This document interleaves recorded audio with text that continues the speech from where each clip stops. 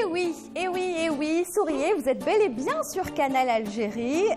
Oui, votre chaîne de cœur, je l'espère. On est très content de commencer cette nouvelle aventure avec vous tous les mardis et mercredis à partir de 15 h en direct de ce studio 7 de Canal Algérie. Oui, une nouvelle aventure qui commence, qui, je l'espère, vous plaira.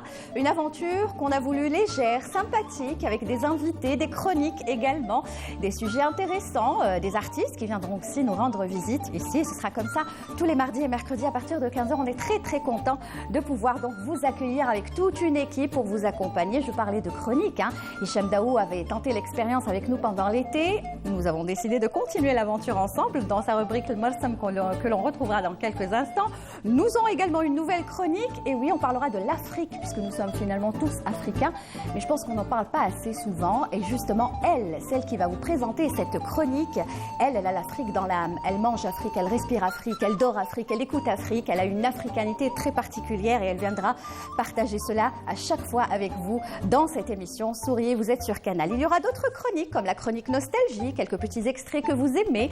D'ailleurs, vous pourrez nous écrire pour demander quelque chose, un extrait d'un film, d'un sketch, d'une chanson, d'une émission qui vous a marqué. Je peux vous dire que nous avons une caverne d'Ali Baba de nos archives très riche, donc vous serez servis. Il y aura également la chronique prévention routière puisque vous le savez, malheureusement, il y a encore et encore des accidents de la route, en tout cas ici en Algérie. Et à chaque fois, on essaiera de vous donner quelques conseils pratiques pour éviter de faire des dégâts sur la route. Et aujourd'hui, on en parlera avec un invité et pas des moindres, puisque lui, il représente bien sûr la protection civile. Nassim Bernaoui sera avec nous. Il vous donnera quelques petits conseils, notamment comment conduire en ces temps de pluie, d'hiver, de neige. Vous le savez, le temps a complètement changé et donc on doit adapter notre conduite à ce climat. Et puis bien sûr, des invités pour nous accompagner. D'ailleurs, je vais le présenter. L'un d'entre eux est avec nous. On va ouvrir le bal de cette émission Souriez. Vous êtes sur Canal, donc on vous demande de sourire et avoir la pêche. Alors, ils sont avec nous d'abord tous les deux. Je commence par l'invité et ça me fait vraiment plaisir de le recevoir. Pourquoi ? Parce qu'il vient tout juste de rentrer en Algérie, donc j'ai tout de suite sauté sur l'occasion. J'ai dit, notre chaîne et tout, on va être les premiers à l'inviter puisqu'il a cartonné au Sultanat de Oman avec un très beau défilé qu'il a présenté. Il a très bien représenté l'Algérie à travers les tenues traditionnelles. Il s'agit de Karim Akrouf, styliste, modéliste, fashionettiste si on peut dire ça. Bonsoir Karim. Bonsoir. D'abord, merci pour l'invitation. Elf Mabrouk pour votre émission. Donc, j'espère que je vous porterai chance et bonheur. On compte sur vous, Voilà. Vous portez chance. Et je tiens à dire que l'équipe est extraordinaire, les coulisses. Donc, continuez comme ça.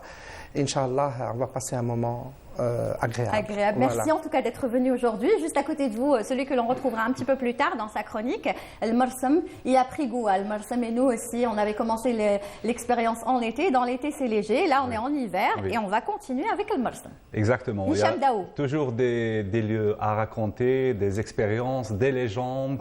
En plus, le pays continent, il y a toujours des choses à véhiculer, un patrimoine, des coutumes, des traditions. Exactement. Voilà. Et aujourd'hui, direction le sud, on va aller, on va aller se réchauffer au sud. Et le contraste, c'est il y a de la pluie dans le nord, les hauts plateaux. En plus, il y a de la neige et du soleil dans le sud. Que demande le peuple? L'Algérie, c'est ça. C'est un continent, comme vous venez de le dire. On vous retrouvera dans quelques instants dans la rubrique Marsam. Mais vous restez avec nous parce qu'on va parler de mode, on va parler de beauté, on va parler de patrimoine également, puisque vous représentez finalement tout ça, le patrimoine, mais on va dire bien représenté. Et surtout que, moi, ce qui m'a marqué quand j'ai lu votre parcours, Karim Akrouf, c'est que je ne pourrais pas compter tous les pays dans lesquels vous avez voyagé.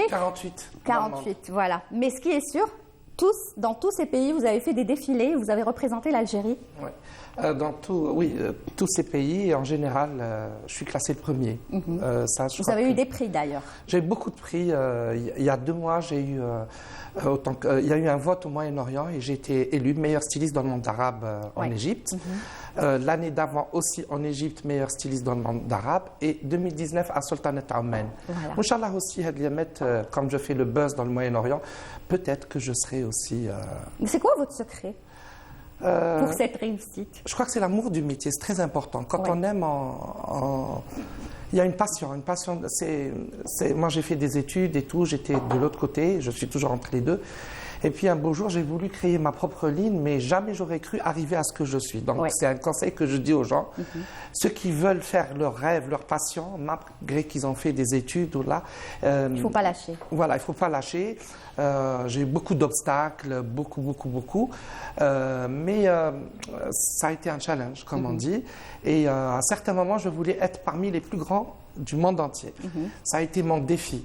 Et j'ai eu ma place dans le Moyen-Orient, vraiment. Mais quand je dis, c'est-à-dire vous, c'est vrai que vous vous intéressez au patrimoine, etc., les tenues traditionnelles des quatre coins de l'Algérie, mais il y a aussi le côté, peut-être que l'on ne retrouve pas aussi chez d'autres stylistes modélistes, peut-être d'autres aussi longs, c'est le côté mode. C'est-à-dire vous ciblez aussi la mode, la tendance, même si vous allez vers le traditionnel, mais vous ajoutez toujours cette touche de moderne sans dénaturer la tenue originale. Nous, on a un grand patrimoine qui est très riche. Donc moi, je n'ai rien inventé. Le patrimoine algérien a toujours existé.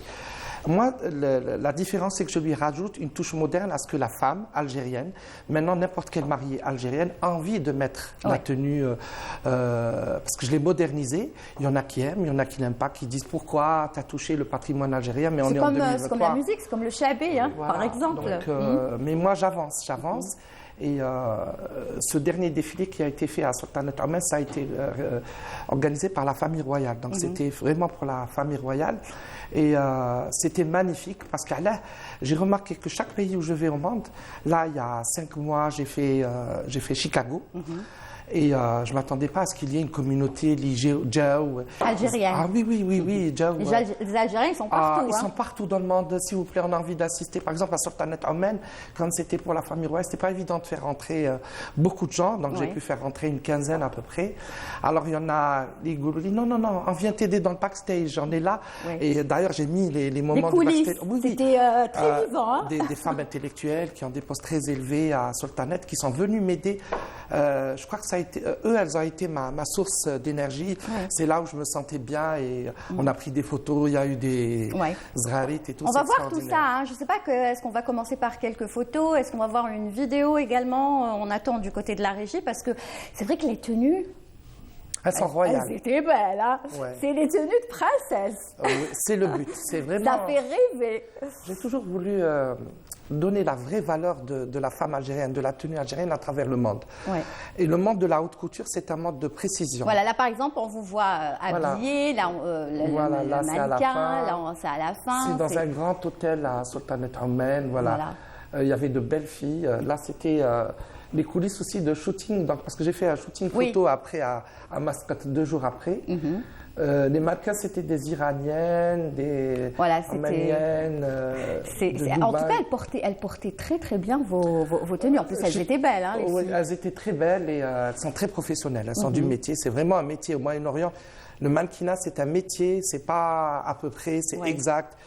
C'est des mensurations où on n'a aucun problème.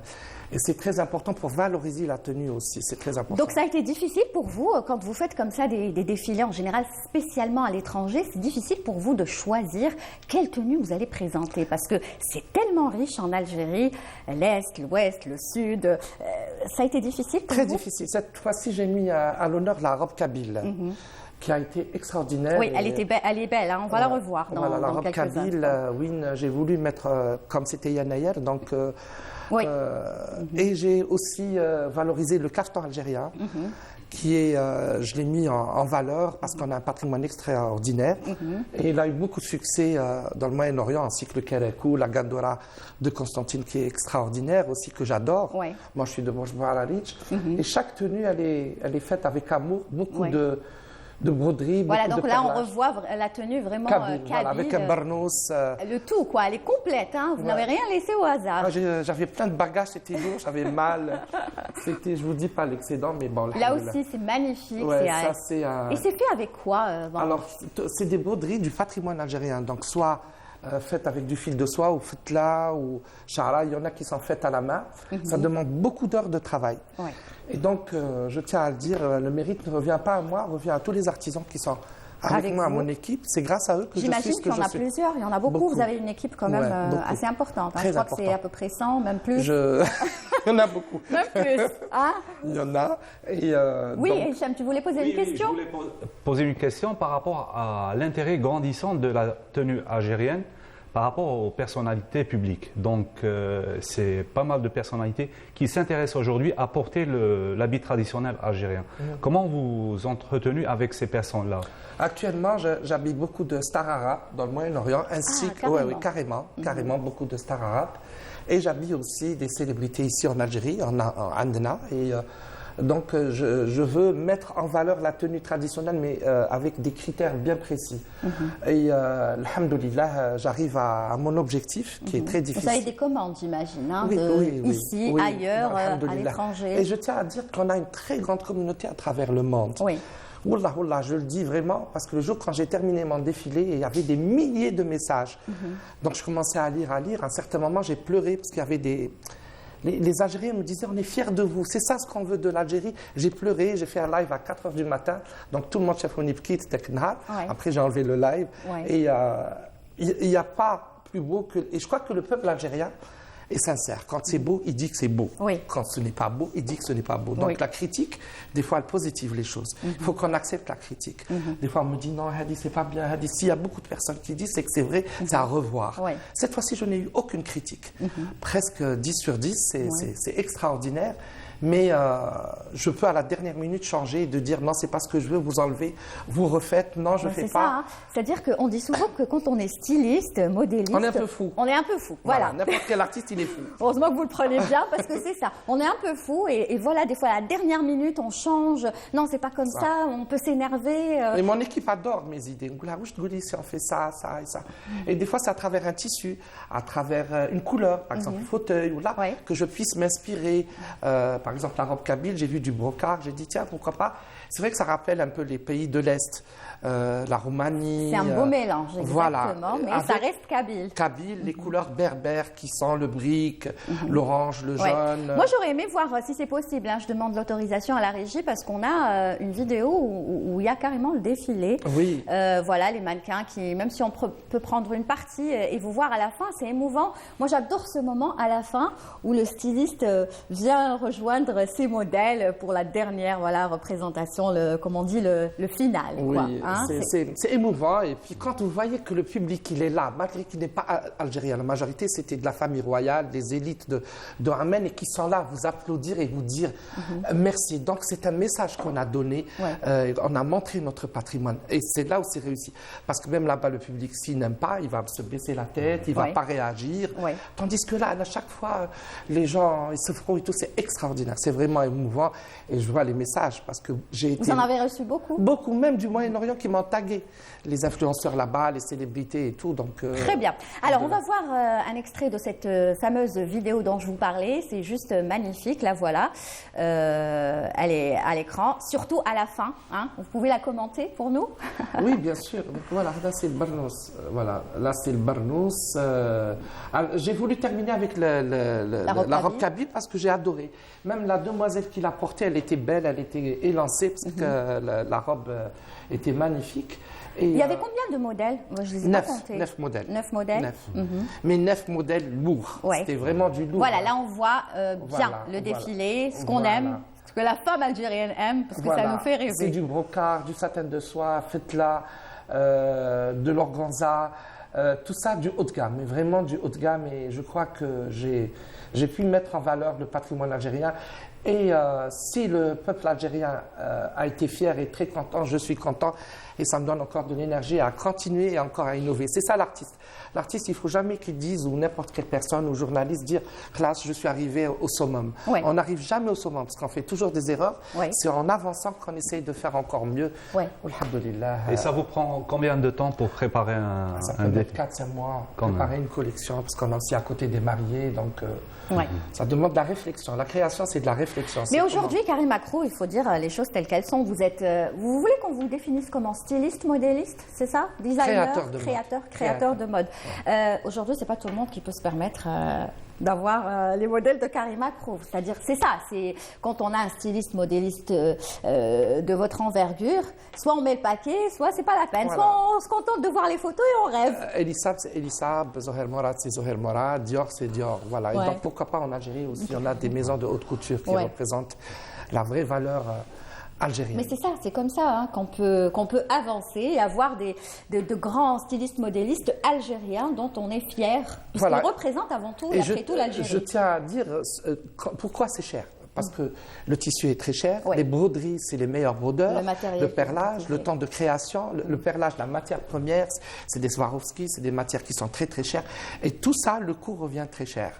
Et aussi la haute couture, c'est la précision, c'est Ouais. la coupe, la finition, et tout ça, ça demande du temps et de l'argent. Et voilà, tout simplement, comme ça, il aura répondu peut-être à des questions que les téléspectatrices se posent. Faites comme nous. Contentez-vous de rêver, de regarder. C'est beau aussi, hein, quand on voit, c'est beau.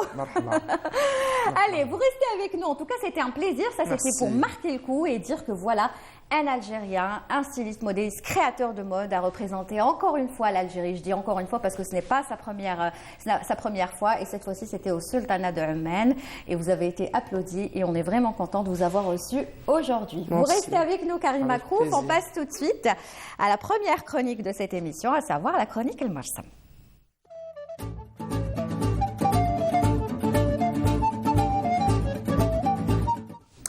Alors, le Marsam, c'est avec vous, Hicham Daou. Ça sera à chaque fois pareil. Hein. Ouais. On parlera d'un endroit, d'un monument, d'une ville, d'un rituel, d'une tradition. Ouais. L'essentiel, tout est en rapport avec le tourisme. Et ça, c'est très important. Oui. Vous êtes finalement comme Karima Krouf, quelque part, vous faites la promotion de la beauté de l'Algérie. Il y a toujours une ressemblance par rapport à la création, par rapport à l'offre originelle. Oui. Comme il peut s'inspirer aussi du patrimoine national. Exactement. Et pour cette fois-ci, on a choisi la ville de Timimoun. Pourquoi ? Parce que c'est la ville du patrimoine mondial. C'est pas mal de patrimoine matériel ou immatériel classés par l'UNESCO, comme le Ahalil. Et aujourd'hui, on va parler du Sbour de Timimoun. Le Sbour qui signifie le 7e jour de la naissance du prophète Rasoul sallallahu alayhi wa sallam. Alors ce rituel, c'est grandiose. Ça veut dire plusieurs délégations qui le font dans un espace géographique dépassant les 80 km. Donc le lendemain de la fête du Maoulid, les délégations des différents Qsor vont se déplacer pour se réunir le 7e jour dans la Hufra ou dans la Zawiya de Sidi el-Hajj Belqasem pour fêter en apothéose cette fête du Maoulid. Mais ces déplacements de ces délégations se font à travers des haltes. Donc ils font des arrêts dans les différents Qsor. Et par la suite, les touristes, en plus les pèlerins, vont pouvoir assister de près cette effervescence. Et là, on peut inscrire ces déplacements et ce rituel dans le tourisme spirituel et dans le tourisme durable. Plus de 200 000 visiteurs chaque année assistent à cet événement. Vous avez déjà assisté, Karima Krouf, au Sbour de Timimoun ? Non, j'aimerais bien. Non. Ça, je pense que si vous assistez, je pense que ça va vous inspirer pour créer. Hein. Oui, j'aimerais bien. Surtout pour les décors, c'est très intéressant aussi pourquoi pas, d'organiser un défilé sur les dunes de sable. Ça. Vous l'avez déjà fait au sud ? Non, on m'a invité. J'étais une invitée d'honneur. C'était ça à la Fashion Show. Donc ça a été à Tarit. D'accord. Tarit aussi, c'est vraiment extraordinaire. Je conseille aux gens.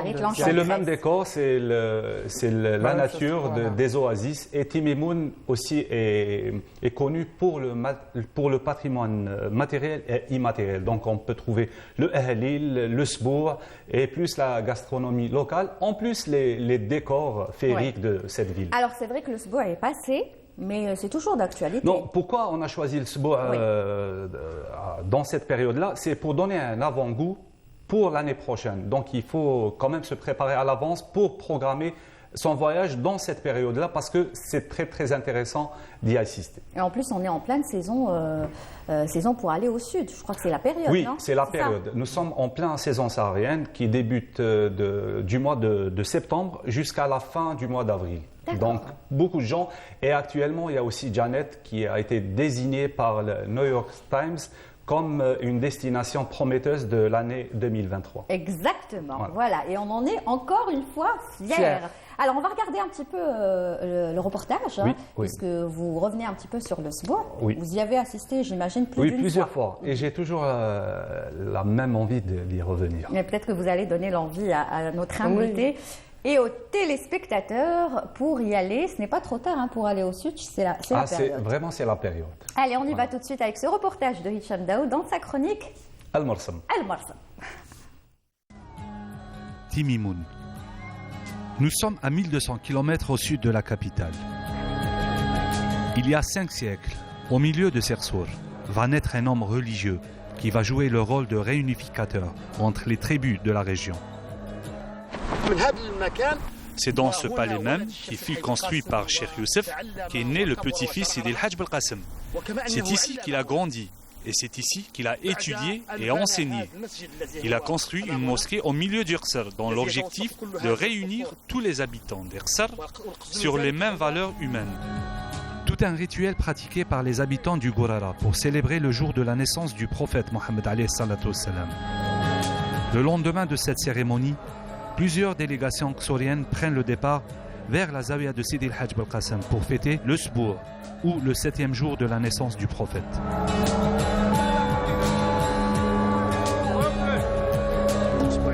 La fête du Sbour, celle qu'on célèbre chaque année au 7e jour de la naissance du prophète Mohammed alayhi salatu wassalam, est un événement créé par Sidi El-Hajj Belkacem, et ce, après avoir consulté tous les sages et les pieux de son époque. Et depuis, c'est devenu une cérémonie religieuse. La première délégation qui débutera le voyage est celle de Tabel Kouza. Le groupe va parcourir 70 km à pied sur plusieurs jours avec des relais et des haltes dans Dersour, habités autrefois par les élèves ou les compagnons de Sidi El-Hajj Belkacem.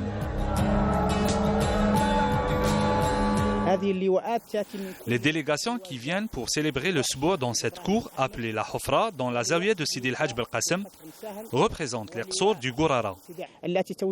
Tous ces groupes font le déplacement jusqu'ici, portant avec eux des emblèmes distinctifs pour participer aux festivités données à l'occasion de la célébration de la naissance du prophète Mohammed alayhi salatu wassalam. Chaque délégation d'une Zawiya peut être reconnue juste par le tissu et la couleur de son emblème. Oulad Saïd, Qsar Massine, les haltes se succèdent et le rendez-vous final se rapproche. Le même rituel se répète à chaque fois qu'un groupe arrive dans un Qsar. Le 7e jour de l'événement, les visiteurs commencent à affluer. Certains prennent place pour surplomber la grande cour appelée la Hofra. Les délégations d'Irsar ne vont pas tarder à arriver. Les troupes de Fantasia rejoignent la foule. C'est la dernière exhibition avant l'arrivée des emblèmes. Les groupes arrivent avec leurs drapeaux. Les festivités du Sbour atteignent leur apogée. La fête ne se terminera qu'à l'aube. Plus de 200 000 touristes assistent chaque année à cet événement qui date de plus de 5 siècles. Un événement devenu à partir de 2015 patrimoine universel de l'humanité.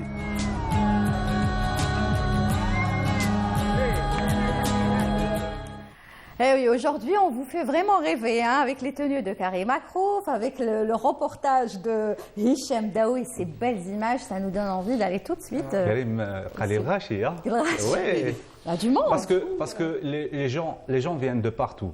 En plus, c'est une fête nationale. C'est une préparation. Une préparation. Et les invités ramènent aussi les denrées alimentaires pour aider les organisateurs à donner à manger aux milliers de gens qui arrivent pour assister à cette... Tout le monde met la main à la pâte. Il y a du couscous, il y a... Tout le monde. Il y a à manger pour tout le monde, à boire pour tout le monde. Il y a vraiment, au sens propre du terme, la signification du baraka. Ouais. C'est sur place qu'on la trouve. C'est ça, voilà. Oui. C'est un moment, c'est de la convivialité, c'est ça, c'est le partage, c'est l'algérien finalement. C'est ça. Et spécialement... En plus, ce qui est intéressant, Liliane, nous ne sommes pas dans une optique d'un tourisme de masse. Donc le touriste est considéré comme invité. D'accord. Et pourvu que ça dure. Inch'Allah. En tout cas, merci Hicham pour cette super belle chronique. Vous commencez très fort. Il va falloir faire mieux la semaine prochaine. Voilà, on vous retrouvera donc mardi et mercredi prochain. Vous restez encore avec nous. Karim, qu'est-ce qu'on peut vous souhaiter? Qu'est-ce qui va se passer pour la suite après ce très beau défilé donc, au Sultanat de Oman? Est-ce qu'il y a un autre pays? Oui, j'ai d'autres propositions. Il y a un autre défilé? Oui, j'ai d'autres propositions, Inch'Allah, à Dubaï, au Qatar également. Paris aussi, et je compte même faire un très grand événement à Alger, parce que moi je trouve que aussi les Algériens qui sont en Algérie ont le droit de voir la collection de Karim Makrouf. Exactement. Et maintenant je sillonne un peu le territoire. Par exemple cette année, l'année dernière j'ai fait Oran, Constantine, Alger, dans les grands hôtels et tout. Et à chaque fois il y avait 700-800 personnes et les gens venaient. Il faut aller au sud. Au sud. Il faut aller dans le sud. Oui, c'est toute une logistique à faire. Mais je suis sûre que vous y arriverez. Oui. Hicham vous donnera des tuyaux. Voilà. Inch'Allah. Alors, vous restez encore une fois avec nous. Là, tout de suite, on va retrouver la rubrique Nostalgie. Et oui, nous avons voulu l'inclure parce que vous le savez, hein, vous demandez ce que vous voulez. Ça se trouve dans nos archives. Vous qui, à l'époque, peut-être aviez 8 ans, 10 ans, 20 ans. On essaiera à chaque fois, même si tu as des propositions, il faudra nous les donner. Extraits de films, feuilletons, chansons. Là, tout de suite, on va écouter une chanson. Voilà, Rail. Pourquoi Rail? Parce que l'invité qu'on va recevoir tout à l'heure, lui, évolue dans le rail, mais pas que. D'ailleurs, tu le connais. Et là, je vous propose un extrait de Houari Ben Chennet, juste après, bien sûr, le jingle qui va arriver. Houari Ben Chennet, pourquoi? Parce qu'on a décidé aujourd'hui que ce serait Houari Ben Chennet. Voilà, la prochaine fois, ce sera d'autres artistes. En tout cas, on sera là pour pouvoir vous passer tout ça. Allez, la rubrique Nostalgie, c'est tout de suite.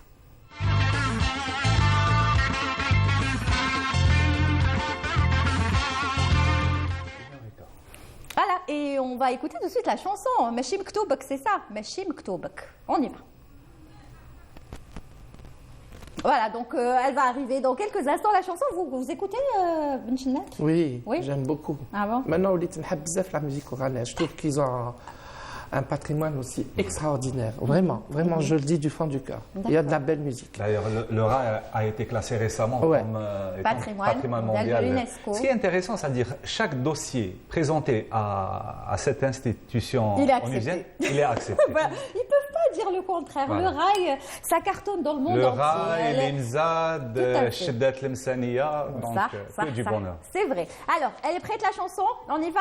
Mazel? Allez, Mazel, Malish, c'est la première. C'est normal, ça se passe comme ça. En tout cas, ce qui est sûr, c'est que, voilà, ça c'était la chronique Nostalgie. Karim, qu'est-ce que je voulais vous dire? Donc, est-ce que, ça c'est une question qui me tenait à cœur, mais je ne sais pas si je dois vous la poser, je vais vous la poser quand même. Est-ce que vous pouvez faire comme ça des exceptions à des gens, par exemple, qui n'ont pas les moyens d'avoir vos tenues et qui voudraient s'habiller en tenue de Karim Makrouf? Vous faites des exceptions je crois qu'il faut être humain. Ouais, des fois, j'offre carrément. Carrément. Ah non, non, j'offre. Je dirais ce que vous faites pour ceux qui... Normalement, je ne devrais pas le dire parce que... Oui, mais c'est pas grave, c'est moi qui vous ai poussé à le dire. Voilà. Mais ça m'arrive souvent d'offrir, bien sûr, parce qu'on est humain. On est ou bien une collection que déjà j'ai utilisée, ou la classe Agda, j'offre. Mais je crois que le bon Dieu, quand il nous donne, il faut savoir donner aussi, et partager, le partage. Quand quelqu'un vous écrit « je rêve de m'habiller chez vous, mais je n'ai pas les moyens », vous sentez que c'est sincère. Non, ça m'arrive souvent, très très souvent. Et d'ailleurs, je dis toujours, le bon Dieu, la moitié de ce que je récolte, je le donne. Bravo. Voilà. Bravo, voilà. Je vous ai fait parler sur ce point, même si je sais que c'est vrai que c'est notre petit jardin secret. Voilà. Mais c'est pour dire quand même qu'il y a de l'espoir. Ceux qui n'ont peut-être pas les moyens, ils pourraient un jour être habillés en tenue de Karim Makrouf. Voilà. Parce qu'il est humain, tout simplement. Merci. Allez, un petit extrait de la chanson de Houari Ben Chennet et on se retrouve juste après, dans la rubrique Nostalgie.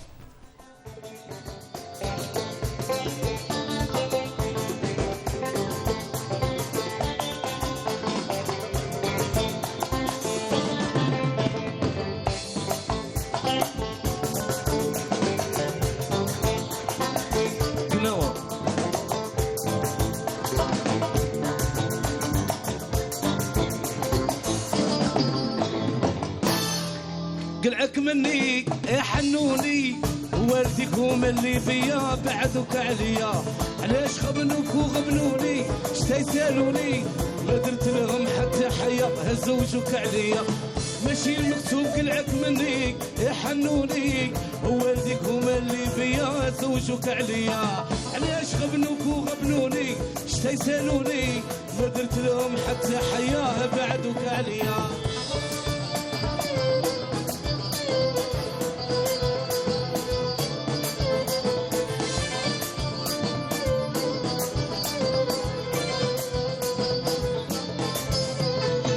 ما تلومينيش حسني عوني شتا يصبرني على بالك كاع بالقاضية هي عينيا محال تلقي خير مني انا ثاني عزيزة بزاف عليا انت يا دوايا. ما تلومينيش حسني عوني شتا يصبرني على بالك كاع بالقاضية هي عينيا محال تلقي خير مني انا ثاني عزيزة بزاف عليا انت يا دوايا. ماشي المكسوب نعك مني يا حنوني والديك هما اللي بيا زوجوك عليا. علاش غبنوك وغبنوني شتا يسالوني ما درت لهم حتى حياه بعدوك عليا.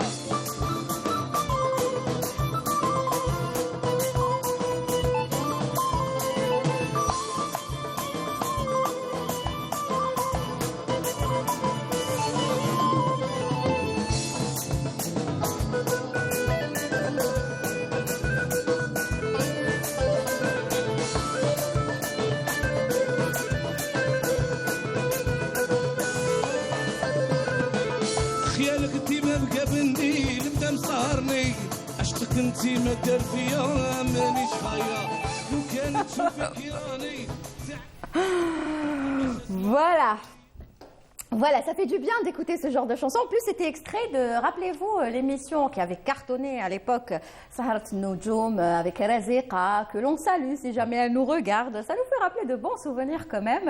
Et on va rester justement dans la musique, puisque nous, on voulait faire les choses jusqu'au bout. Vous avez parlé du sud, Hicham Daou, on va aller vers le sud, ou c'est plutôt le sud qui vient vers nous, hein, le Sahara qui vient chez nous s'installer dans les studios avec l'un des membres du groupe Tassili, venu tout droit de Tamanrasset, et il va nous interpréter une super belle chanson. C'est laquelle? Je ne sais pas. Dekzin Melo. Dekzin Melo, ouais, allez, Dekzin Melo, tfaddal. Le chanteur s'appelle Hachem, je rappelle, c'est l'un des membres du groupe Tassili, venu de Tamanrasset pour vous dans Souriez, vous êtes sur Canal.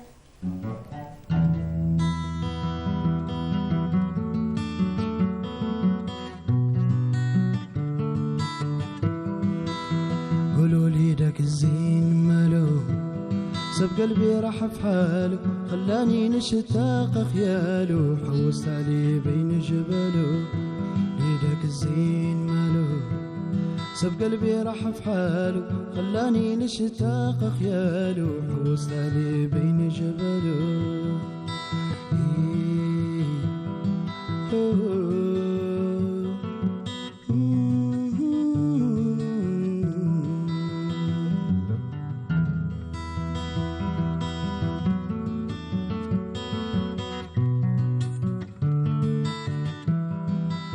نورها كان عالي في السما كدي القمرة زينة سمراوي صحراوي سحر لي قلب ويداوي قولوا لي داك الزين مالو سب قلبي راح في حاله خلاني نشتاق خياله حوست عليه بين جباله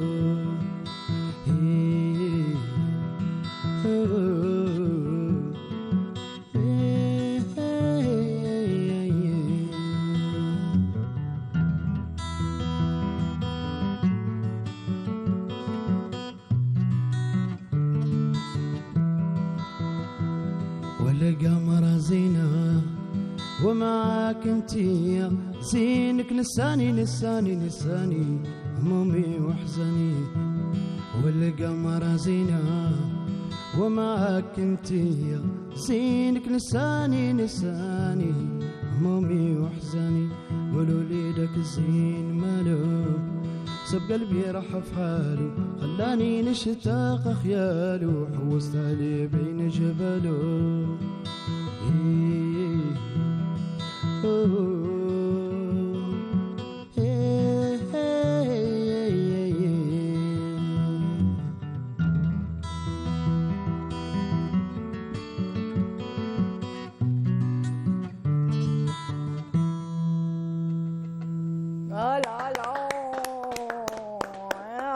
la chair de poule, waouh, c'est quelle voix de Hachem, يعطيك الصحة vraiment. خليتنا على باليش ما باليش كاع واش نقول l'émotion, la chair de poule تخلطت كامل. Alors c'est beau, hein. C'est juste magnifique, voilà. Extrait, peut-être, il y en a, je sais qu'ils sont en plein enregistrement en ce moment, ici à Alger, d'un album. Oui. D'ailleurs, vous êtes avec eux, hein, parce que ça, c'est l'autre casquette de Hicham Daou, la casquette du groupe Zahir. J'essaie à chaque fois de trouver des voix comme ça qui sortent de l'ordinaire. Et Hachem, avec son groupe, vraiment, je trouve qu'il y a beaucoup de potentiel. Donc, voilà. J'espère que vous ferez des tournées partout, que l'album va cartonner. En tout cas, merci. Pardon, Lilia, un grand salut aussi à tous les membres du groupe et aussi au manager Hamida qui fait aussi un travail remarquable. Eh bien, on vous salue tous et on vous souhaite beaucoup de succès. Pourquoi pas? Moi, j'imagine bien Hachem en train de chanter, les mannequins de Karim Makrouf en train de défiler dans le sud. Ouais. Cogitez. Mon dernier défilé, il y a 3 mois, j'ai fait, c'était avec Tikou Baoui, dans un grand hôtel. Et donc, ils ont chanté, j'ai fait le défilé, c'était extraordinaire. On est fiers de notre patrimoine algérien, vraiment fiers. Voilà. Bravo Hachem. Yatek Saha. Merci beaucoup. Voilà, merci à vous tous, vous deux d'ailleurs, d'avoir été avec nous. C'était vraiment super sympa. Merci beaucoup Karim Makrouf d'être venu nous parler en exclusivité, bien sûr, de votre beau défilé à Sultanat de Amman. On vous souhaite encore beaucoup de succès. Merci. Plus de défilés. Tenez-nous informés, comme ça vous reviendrez. Avec plaisir. Comme Alf Mabrouk pour l'émission. C'est gentil. Merci pour tout, pour l'accueil. Et je dis à tous les gens qui aiment Karim Makrouf, je vous adore. Voilà, vous n'avez rien mangé, hein. C'est très bon. Hein. Merci. Hicham,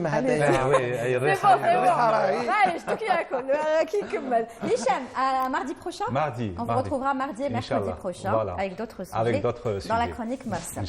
Allez, dans quelques instants, nous allons recevoir un autre invité. Il s'agit bien sûr de Mehdi Laifaoui, qui lui habite à Marseille. Il est installé depuis quelques années, bien sûr en France. Lui aussi, hein, c'est un artiste exceptionnel. Il évolue dans le rail, mais un rail très particulier. Il nous expliquera tout dans quelques instants. On va voir d'abord son premier clip, puisqu'on vous en propose 2 aujourd'hui, Fulbel, et on se retrouve juste après avec lui et puis avec un autre invité.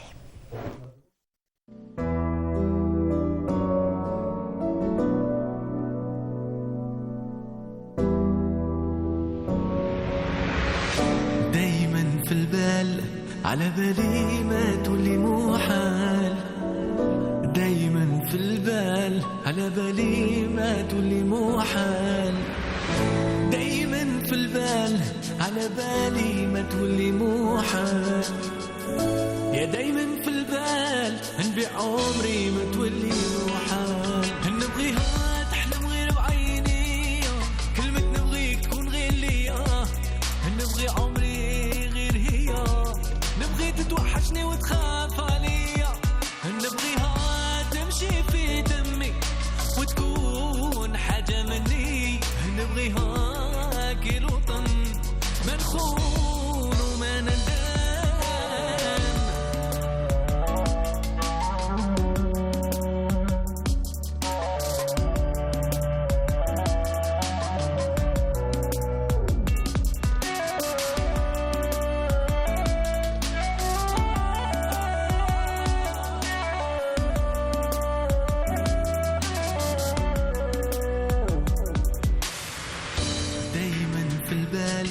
على بالي ما تولي محال دايما في البال على بالي ما تولي محال دايما في البال على بالي ما تولي محال دايما في البال ما تولي انت يا محال رجعني الايام زمان ونحس روحي في الامان عندي قصص وحكايات على بالي ما تتعدى الغلطات بصح معاك كانت النية صافية كيفك نقية كمل حياتي معاك ماذا بيا الفراق تكتب وهذه هي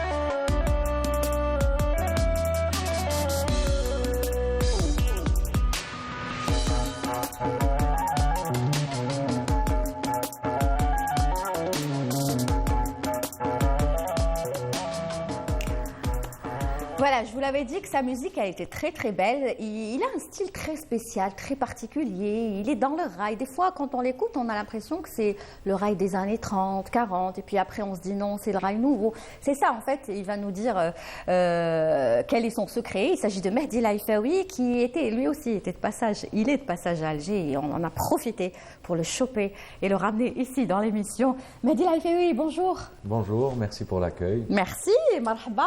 Ça me fait vraiment plaisir. Ça fait plaisir. Ça cool. La première, on va bienvenue Mehdi. C'est vrai que bon, ça va être difficile de vous voir. Je vais faire un effort. Que vous êtes là depuis quelques temps. Oui. Donc vous êtes venu en vacances finalement ou vacances, quelques travail. projets, travail. Ouais, quelques travail. Ça se prépare. Ouais. Il y a quelque chose qui. On met l'utile à l'agréable. À l'agréable. Vous êtes parti aussi à Oran. Vous êtes revenu. Oui. Donc toujours retour aux sources à Oran. Exactement. Et vous revenez. Bienvenue en tout cas. Ça me fait vraiment plaisir de vous recevoir. Et juste à côté de vous, vous avez la chance d'être à côté de. Moi, je les appelle nos héros. Voilà, j'adore. À chaque fois que je les vois, je suis contente. La protection civile, Kamel, est représentée aujourd'hui par capitaine Nassim Bernaoui. Bonjour Nassim. Bonjour Lilia, c'est toujours un plaisir de trouver Canard et de vous retrouver, bien sûr. Et merci pour l'invitation, surtout en ce moment. Il faut se rapprocher des citoyens. Exactement. On en parlera dans quelques instants parce que je le disais, nous avons décidé d'inclure dans cette émission une rubrique, la rubrique prévention routière, sécurité routière si vous voulez, vu le nombre d'accidents qu'il y a chaque jour sur nos routes. Et on profitera aussi de Nassim Bernaoui pour nous dire quelques mots aussi sur ce qu'on vit aussi en ce moment avec le monoxyde de carbone. Mais ce sera tout à l'heure. On va commencer avec vous. Nassim, vous écoutez la musique? Vous écoutez le rail? Non, plus maintenant. Bon, il n'y a pas le temps, la râle. Pas le temps. Il n'y a pas le temps. Entre le sport, le travail. Le travail, pas le temps. Dans le sport, on est entraîneur. Entraîneur, oui, on a oublié l'autre casquette. On peut en parler avec l'autre casquette? Un peu moins, parce que actuellement, je suis plongé uniquement à la protection civile, parce que ça travaille tout le temps. Donc vous avez mis l'escrime de côté pour le moment. Exactement. Mais vous restez quand même dans l'escrime. Je suis un patient d'escrime. Un athlète d'escrime, d'accord. Alors Mehdi, comment ça va? Comment se porte la musique? Alhamdoulilah, tout va bien. Tout va bien. Des nouveaux projets. On rappelle quand même le premier album qui a quand même cartonné, Tarab. Tarab Project, oui. Alors, Tarab Project, d'abord Tarab. C'est quoi Tarab? Est-ce que c'est en rapport avec Tarab ou est-ce que c'est en rapport avec le mode? Pas du tout. C'est le mode de la musique de l'ouest algérien. C'est-à-dire les Jamnou Rai, c'est-à-dire le Bedoui. Et donc, le mode il est utilisé pour beaucoup de la musique. Donc, j'ai mis le nom. هو جاي من الطرب. Et du coup, il est devenu Tarab. D'accord. Parce que quand je me suis documentée, il y a des articles où il y a écrit Tarab et il y a des articles où c'est écrit Tarab. Donc, je voulais confirmer que c'est Tarab ou la Tarab. Tarab, c'est un mode vraiment à l'ouest où il نلقاوه في عند شاوية ثاني في الكوتي est. Mais c'est un autre. En fait, tout ce qui est pentatonique, pour être plus technique, il y a des gammes pentatoniques où on utilise, c'est très africain. D'accord. Et l'Afrique, on parlait tout à l'heure de l'Afrique, on va en parler tout à l'heure avec une chroniqueuse. Vous tenez à cette africanité, vous voulez qu'elle soit présente dans vos musiques, mis à part le rail, l'africanité et toutes vos influences, parce que finalement, votre univers, il est très ouvert sur les musiques du monde, même si vous n'avez pas trop ce mot musique du monde. Quand je parle musique du monde... je n'ai pas de souci avec ça. D'accord. Il y en a d'autres. J'ai lu un article où vous dites musique du monde, je ne suis pas très d'accord, mais je parle par exemple de la bossa nova, de la rumba, de la salsa, que vous incluez aussi dans vos musiques. Après, j'ai utilisé le projet, parce qu'avant, je faisais autre chose que le rail, parce que je suis électron libre. Vous avez fait du gnaoui. Voilà. Donc, le projet, c'était, je voulais utiliser la base de la musique rail, c'est-à-dire le trap et tout ça. Et après, la musique rail, c'est une musique éclectique ou hybride. Oui. Voilà, le mot exact, c'est hybride. Ça veut dire on peut, avec le temps, je fais c'est-à-dire au début, les années 70, Zarghi, tout ça, c'était vraiment très rock. C'était guitare électrique, batterie et tout. Après, même bad, c'est arrivé sur Hasni, tout ça, c'est devenu un peu orientalisé. Parce que le côté oriental. Au Doka, c'est très urbain. C'est ce qu'on écoute. Donc vous, finalement, c'est quoi? Parce que quand on vous écoute, c'est comme je disais, des fois on dit le rythme تاع بكري, donc c'est entre le moderne ou تاع vraiment بكري quoi. C'est oui. Après voilà, il y a des on utilise je sais pas, je compose sur l'album, ما درتش des reprises. Mais دركا si on prend زعما نحكموا une reprise تاع وهران ولا تاع بخته par exemple, تاع احمد وهبي, le grand Ahmed Wahabi. Et cette musique-là, tu as تخدمها avec une technique, voilà, musique assistée par ordinateur. Et bon, voilà, c'est la base, elle est là. Où on essaye de voir ce qui se passe dans le monde parce qu'on écoute beaucoup de musique. Oui, et le rail aussi, c'est la voix. Et vous avez un timbre vocal très particulier et qui n'est pas venu comme ça par hasard, puisque vous dites j'ai beaucoup travaillé ma voix. J'ai travaillé même dans un groupe à Marseille où on faisait beaucoup de beatbox, c'est ça, du beatboxing. Il y avait un beatboxer. Il y avait un beatboxer. Ouais, la polyphonie. Donc, voilà, donc ça vous permettait de faire beaucoup d'exercices et de travailler votre voix. C'était du travail. J'étais sur le بديت نخدم معاهم. À un moment donné, la charge de travail كنت نشوفها شويه بزاف. Comme ils ont l'habitude, حنا موالفين نغنوا تحت الميكرو تغني. بعد واحد لا ديسيبلين اللي ما كانتش عندي avant. Après j'ai compris des choses اللي ما كنتش نعرف نديرهم. Travailler les tiers, هاد لي تروك هادو تعلمتهم معاهم. D'ailleurs le groupe Radio Babel Marseille. Exactement. Vous avez côtoyé aussi d'autres artistes. Beaucoup travaillé avec Karim Ziad, le batteur par exemple. Karim, très bon ami. Zino Kandour avec qui vous travaillez en ce moment pour les arrangements? Il a travaillé avec moi sur l'album Tarab. Et après, مع كريم, مع Malik, le petit frère aussi. خدمنا بزاف كيف. Et après, voilà, la musique, c'est que tu le subconscient يخرج ce que tu veux. Et tout ça vous a permis de faire beaucoup de scènes, de participer à beaucoup de festivals, un petit peu partout dans le monde, de côtoyer des artistes, je le disais, de l'Amérique latine, parce que l'Amérique latine aussi, c'est votre univers. Cette musique vous parle, comme moi d'ailleurs. Et vous avez fait donc beaucoup de festivals. En parlant de ça, en fait, moi, la première fois, je suis allé à Cuba. On était avec le groupe Diwan Zahir. Non, il y a très longtemps, en 2002. C'était en 2002. C'était un échange culturel à l'époque. On a bien profité de l'échange culturel sportif, j'en rappelle. Exactement. Il y avait une équipe. Il y avait l'équipe olympique. Ah, vous êtes parti à Cuba. معناتها في زوج كنت غزلوني في زوج رحتوا لكيبا معليش. Bon, هما كانوا يخدموا وحنا كنا شويه. D'accord. Non mais voilà, donc تما j'ai découvert vraiment parce que كنا نسمعوا Guantanamera هاد la musique هادي parce que حنا on est lié quand même à Cuba par l'histoire. Exactement. Donc ومن بعد تما j'ai vraiment بديت نفهم la musique, on est parti de la maison de la rumba, tout ce qui est traditionnel تاعهم ماشي la musique. Et bon, عشقت في هذيك la musique, mais après دركا je suis sur un projet qui s'appelle Afro Rumba Club. Où il y a... vous êtes inspiré, j'imagine, de Buena Vista Social Club. Ouais, bon après c'est pas moi je fais partie juste du projet. Afro Rumba Club, c'est un producteur de musique qui s'appelle Gilles Laniort. Il est espagnol, donc il a fait ce groupe. Donc il y a des Cubains, il y a des Africains, mais l'Afrique noire ou un homme l'Afrique du Nord. C'est génial. Voilà. Et ça, vous êtes en plein travail en ce moment. On a déjà fait des tournées. On a fait une tournée au Sénégal et un peu en Europe.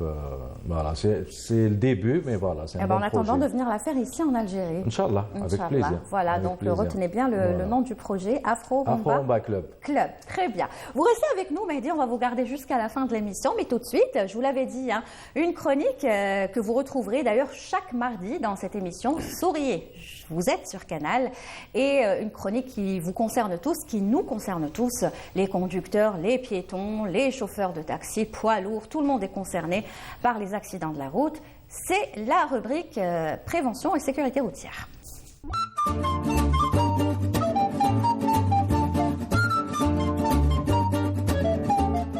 Et je me suis trompée, je dis que vous la retrouverez tous les mardis, tous les mercredis, vous l'aurez compris, puisque nous sommes mercredi. Et aujourd'hui, dans cette rubrique, nous avons décidé d'inviter Capitaine Nassim Barnaoui, lui qui est un homme de terrain, lui qui voit malheureusement ça chaque jour, ces accidents de la route.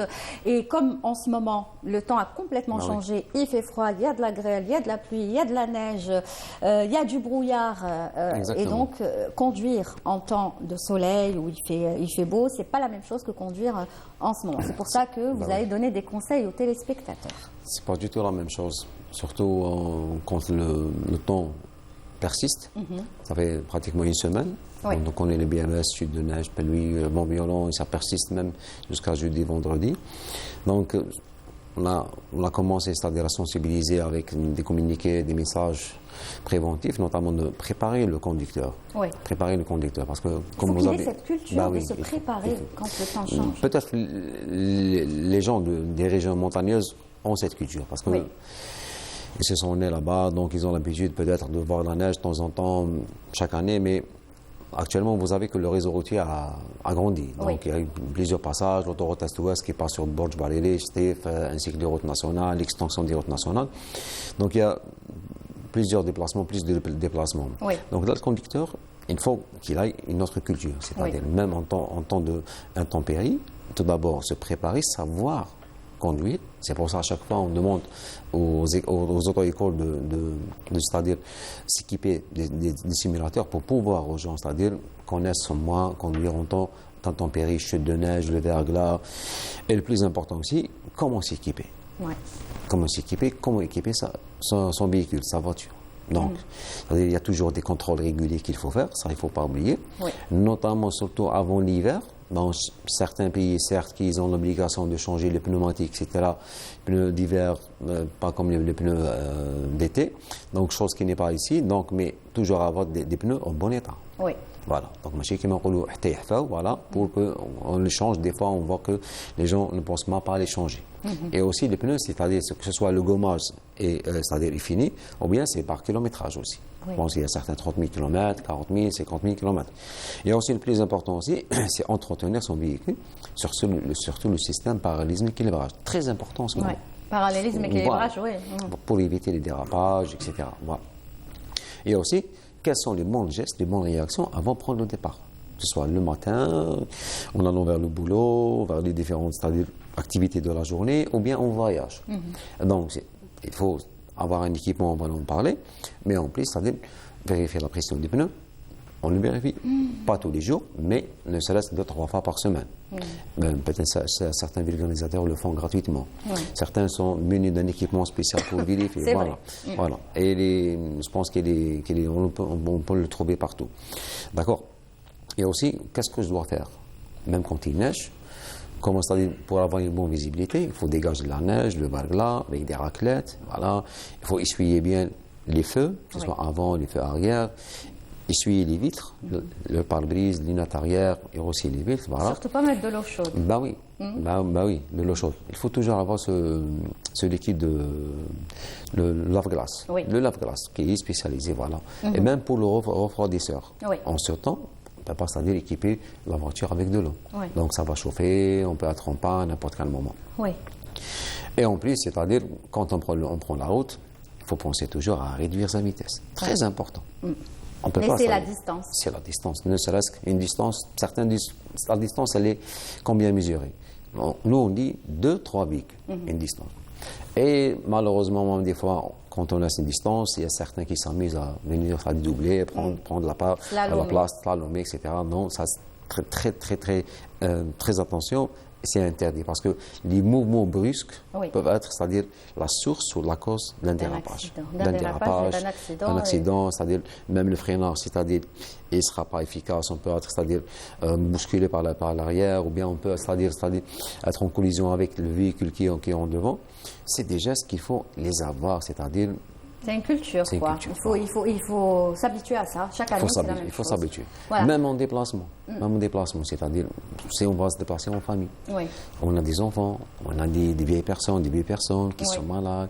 Il faut toujours avoir un petit équipement, ne serait-ce que la nourriture, les médicaments, très important, couverture, des gants, des lampes, un gilet. Parce qu'on peut, c'est-à-dire, être bloqué à n'importe quel moment sur des axes, ne serait-ce que pendant une demi-heure, 1 heure, peut-être 2 heures, selon l'évolution de la situation. Et avant tout ça, il faut toujours s'informer sur l'état climatique, le BMS, la carte de vigilance, le lieu où on va prendre départ, le lieu où on va arriver. Il faut toujours s'informer. Tout le temps informer, c'est-à-dire on peut avoir l'information n'importe où sur les réseaux sociaux, les smartphones, les différentes pages Facebook, l'ONM, les radios, la page de la protection civile, les radios locales, les radios nationales, tout le monde qui... Excuse-moi, est-ce qu'il y a une application, par exemple, oui. L'ONM, ils ont une application. L'ONM, ils ont une application smartphone. De tout, la météo, partout. Notre page Facebook, c'est-à-dire on est à cheval chaque fois, on reproduit le BMS avec des rappels de conseils. Moi-même, je la consulte souvent, la page de la protection civile. Et vous commentez aussi, je vois. Et je commente. Ah oui, je commente. Je ne peux pas ne pas commenter. Je vous ai dit, pour moi, c'est nos héros, les gens de la protection civile. Justement, moi, je voulais que vous veniez aujourd'hui aussi pour sensibiliser un petit peu le téléspectateur par rapport à vous, ce que vous voyez sur le terrain. J'imagine que c'est horrible, c'est affreux quand on vous appelle comme ça et que vous allez sur le terrain et que, bon, même si le titre c'est souriez, vous êtes sur Canal, ok, là on ne va pas sourire pendant quelques instants. On est obligé de ne pas sourire pour pouvoir peut-être se prendre conscience de ce qu'on est en train de faire sur la route.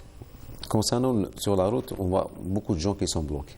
Beaucoup de gens qui sont victimes de dérapage. C'est-à-dire même, on donne des conseils, c'est-à-dire de tarder un peu le temps que la déneigeuse passe ou bien les salages pour se défendre dans la neige. Mais c'est-à-dire il y a une aventure quand même, ils prennent la route. Et derrière, on doit les suivre. On les voit c'est-à-dire déraper, stationner à côté, bloquer avec leur famille. Il y a eu plusieurs interventions de ce sens. Dégager les personnes cernées. Par la suite, il faut dégager leur véhicule pour pouvoir, c'est-à-dire libérer les voies que les déneigeuses passent pour ouvrir les routes. Et aussi, c'est-à-dire les collisions, les dérapages, les renversements, les victimes, c'est-à-dire qui sont coincées, il faut tout un matériel nécessaire, des incarcérations. Très mal. Surtout les personnes décédées sur le lieu, les personnes polytraumatisées qui décèdent par la suite à l'hôpital. Il y a du sang partout. Il y a du sang partout. C'est ça. Et croyez-moi que, ça peut vous arriver, que l'accident de la route peut arriver à n'importe quel moment. Il ne faut pas, c'est-à-dire, avoir cet excès de confiance, que ce soit en soi-même, je sache conduire et faire confiance au véhicule. Ça reste toujours le hadith, comme on dit. Voilà, à n'importe quel moment, quelle que soit la valeur du véhicule. Très bien. J'espère que ceux qui nous regardent aujourd'hui prendront encore une fois conscience, parce que des fois, on regarde, on se dit oui, c'est vrai, et puis après on refait les mêmes bêtises, on refait la même chose.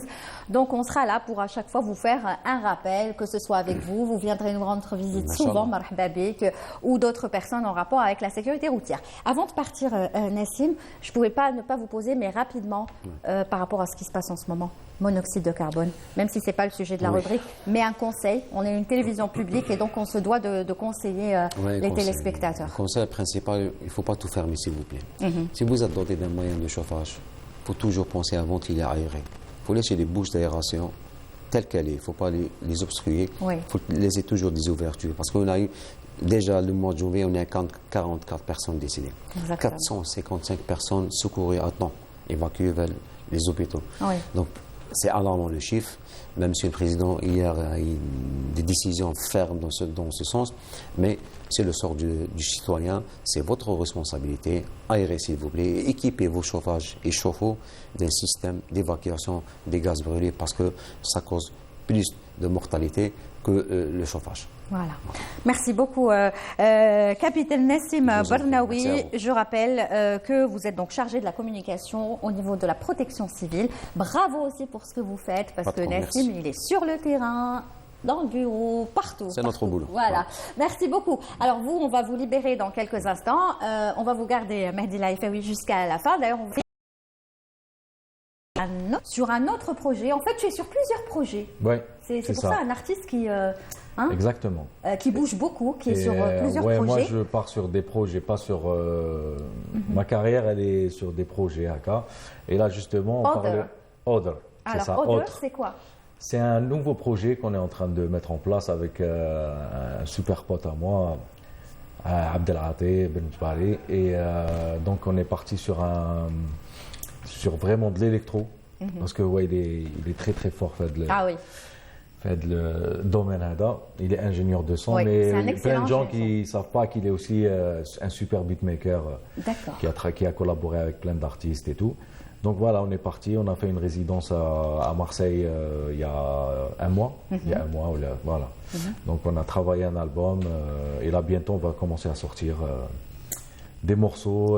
Voilà, il y a des reprises, on est parti partout. Rahna partout, Shawiya, le Gharb, Sharq, Sahara, on a fait tout le tour. C'est génial, super. Voilà. Tu nous tiens informés, comme ça on passera... Un grand plaisir. Et quand tu seras de retour, tu reviendras Exactement, je reviendrai avec lui. Je pense que avec lui et avec du son. Voilà, on le salue parce qu'il est excellent. Je sais qu'il travaille beaucoup, par exemple, avec Jamil. Exactement, il travaille avec plein d'autres artistes. Exactement. Donc on le salue s'il nous regarde. Allez, tout de suite, place à la chronique, puisque toi aussi tu adores l'Afrique.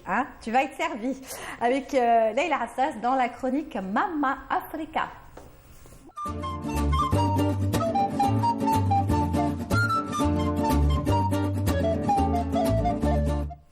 Alors Leïla, la chronique Mama Africa, c'est vrai que tu vas partager avec nous plusieurs sujets, ça va être très varié, très riche, on t'a laissé le champ vraiment très, tu m'as dit, il y a matière. Oui. Mais aujourd'hui on va faire une petite présentation de qui est Leïla Assas pour que les téléspectateurs comprennent d'où est venu cet amour pour l'Afrique. Alors Leïla Assas, elle n'a pas commencé par s'intéresser à l'Afrique au début, c'était pas ça son... Si? Non, mais je pense que dans un moment, en fait, j'ai rencontré l'Afrique et l'Afrique m'a rencontrée. Et puis il y a eu un twist.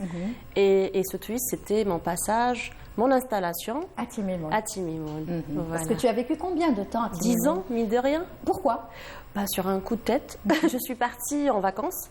Et c'était une période un peu...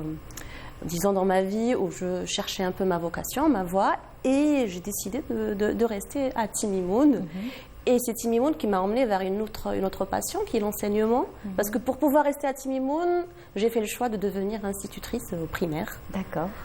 C'était un peu un choix de facilité, on va dire, de par mon parcours à la fac, mon parcours universitaire. Et je me suis dit, tiens, pour rester, c'est une bonne combine.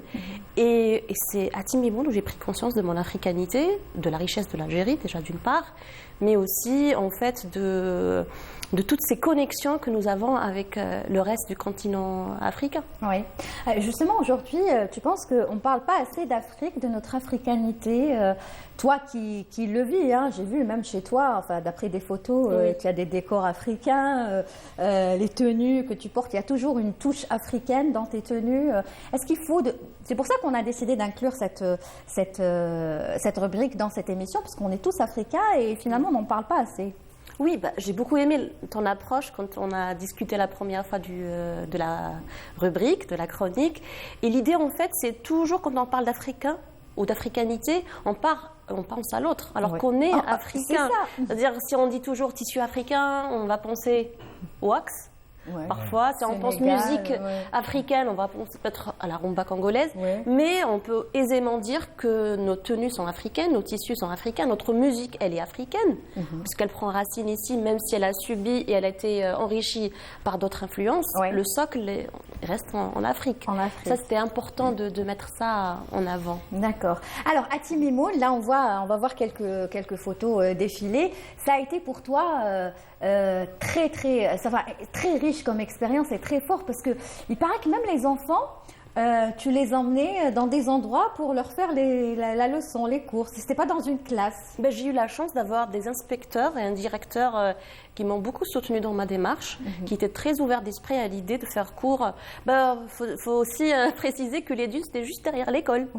Mais quand même, l'oasis. C'est pas donné à tout le monde d'aller faire la classe dehors. Voilà, là on voit les enfants avec leurs cahiers, les photos, etc. Oui, du coup, leurs livres. J'ai vraiment en fait une chance inouïe de pouvoir travailler dans ce cadre. D'ailleurs, j'ai pas pu en m'installant sur Alger depuis maintenant plus de 3 ans, j'ai pas pu aller vers l'enseignement déjà. J'ai démissionné de l'enseignement et j'ai préféré, en fait, vraiment le cadre était très très propice à l'échange. C'était beaucoup plus authentique, beaucoup plus riche. Et tu ne penses pas refaire cette expérience, repartir, t'installer dans le sud? M'installer, je ne sais pas, peut-être pas. Il y a une conjoncture en ce moment, mais disons, oui, faire des allers-retours. J'ai laissé un bout de ma vie, de mon cœur là-bas. Hein. Ouais. Alors, qu'est-ce que tu pourrais nous dire aujourd'hui sur... Pour toi, c'est quoi être africain? Être africain, c'est prendre conscience déjà que nous sommes une partie dans un tout. C'est ça qui est important. Être africain, c'est prendre conscience que nous avons des liens forts avec déjà nos pays voisins et avec d'autres pays d'Afrique. Moi, en allant en Tanzanie, je trouve une école au nom de notre président, que j'ai oublié le nom, il nous semble en direct, Ben Bella, pardon. Ben Bella, et j'étais très impressionnée, très touchée par l'acte. Je prends mon appareil pour immortaliser le moment et un vigile vient de me dire c'est une école. C'est vrai, c'est interdit de prendre des photos. Et en expliquant que j'étais algérienne, il était tout de suite ravi. Et j'ai pris conscience qu'on En Tanzanie, j'ai pris conscience vraiment que nous avons en fait des liens forts et nous avons aussi une image très importante en Afrique. Nous étions la Mecque et j'espère que nous serons toujours la Mecque des révolutionnaires. Nous avons insufflé toute une dynamique autour de panafricanisme. Oui. Donc ça, il y a eu 2 fois le panaf ici en Algérie, en 69 et en 2007, je crois, ou 2009. Voilà, si je ne dis pas de bêtises, 2007. Il me semble, oui. Exactement, donc voilà. Et en ce moment, il faut rappeler qu'il y a le Chan, n'est-ce pas? Oui. Hein, vous êtes parti voir un match ou pas? Oui, j'ai assisté à l'ouverture. Ouais. Moi, je suis un mordu de football déjà. Ah bon, d'accord. Donc, je voulais vraiment assister à un super beau stade. Très beau stade. Très beau stade. Le stade Nelson Mandela, franchement. Et voilà, en ce moment. C'était très beau. Il y a beaucoup de pays africains chez nous en ce moment pour le Chan. Donc, l'Algérie, voilà, ça reste l'Afrique. Ça reste l'Afrique, n'est-ce pas? C'est l'Afrique. C'est l'Afrique, exactement, c'est l'Afrique. Et surtout en ce moment avec le Chan, c'est ce que je voulais dire. Alors, Leïla, on te retrouvera là. C'était vraiment une petite présentation de qui est Leïla Assas. Donc, tu nous as préparé quoi pour les jours à venir? On parlera de différents pays, différents rituels. Oui, on garde la surprise, mais il y aura plein de thèmes. On parlera de musique, d'art, de cinéma, de culture. Nous allons mettre en exergue quelques personnalités importantes dans l'histoire africaine, de rituels. Donc il y aura vraiment un petit... Tu auras des invités aussi de temps en temps. Oui. Quand il le faudra, il n'y a pas de problème. Tu ramènes qui tu veux. L'essentiel, c'est que ça parle de l'Afrique, n'est-ce pas? Merci. Mehdi, qu'est-ce qu'on peut te souhaiter? Donc, on rappelle, Afro Rumba Club, ça c'est un projet dans lequel tu es actuellement, qui marche, qui commence à bien marcher, n'est-ce pas? L'autre projet, c'est Other. Surtout. Avec Abdiaté. Tu insistes sur ce projet? Oui, parce que c'est vraiment, j'ai retrouvé un binôme où on essaie de faire on tout cas, on essaie de se faire plaisir nous-mêmes. Si nous on est content, j'espère que le public il sera content de ce qu'on est en train de faire. Oui, mais est-ce que toi ça va, ça y est, j'ai oublié le vous, mais allez, c'est là. Est-ce que toi tu es satisfait finalement de ce que tu es devenu aujourd'hui? Oui, complètement. Alhamdoulilah. Moi, j'ai toujours vécu de la musique, même si j'ai décidé très jeune de partir voir. Je suis un immigré de Taqafa. Je suis parti juste pour rencontrer justement.